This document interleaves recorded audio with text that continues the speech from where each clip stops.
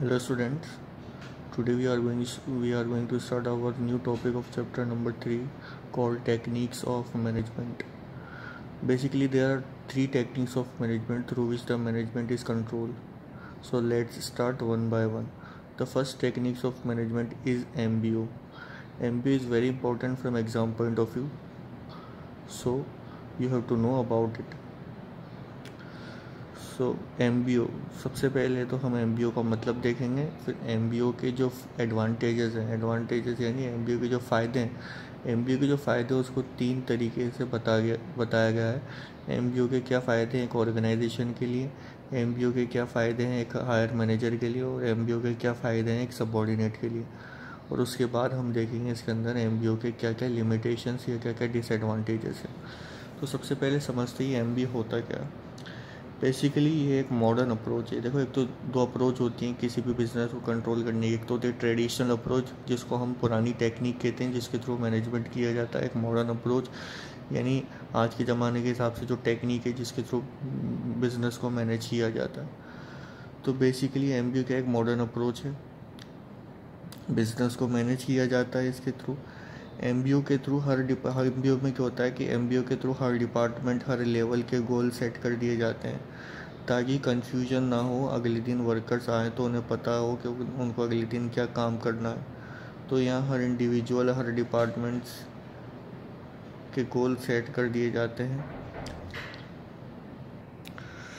तो एक बार अब हम इसकी मीनिंग देख लेते हैं हम बुकिश लैंग्वेज में कि MBO क्या है।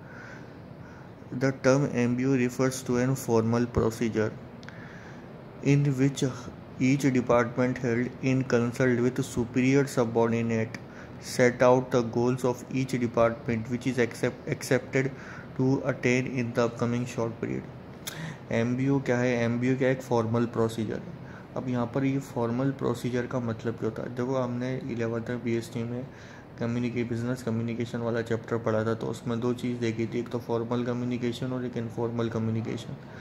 फॉर्मल प्रोसीजर का मतलब यहाँ पर जो कुछ भी होता है वो एक सिस्टमेटिक तरीके से होता है, एक डिसिप्लिन में होता है। यहाँ पर इनफॉर्मल कुछ भी नहीं होता, यानी नॉन सिस्टमेटिक तरीके से यहाँ पर कुछ भी नहीं होता। तो अभी तक हमने इसमें देख लिया MBO का एक फॉर्मल प्रोसीजर मतलब यहाँ पर जो कुछ भी होता है वो सिस्टमेटिक तरीके से होता है।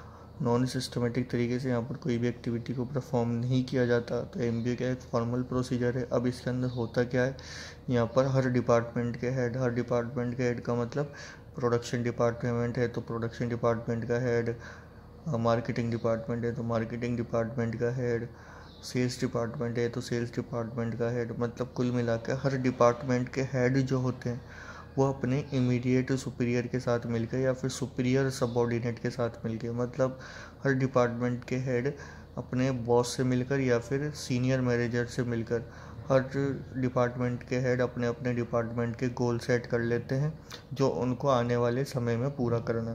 तो MBO क्या एक ऐसी टेक्निक है जिसके अंदर हर डिपार्टमेंट का हेड अपने बॉस के साथ मिलकर अपने सुपीरियर के साथ मिलकर हर डिपार्टमेंट का हेड अपने अपने डिपार्टमेंट के गोल सेट कर लेते हैं जो उन्हें आने वाले समय में पूरा करना होता है।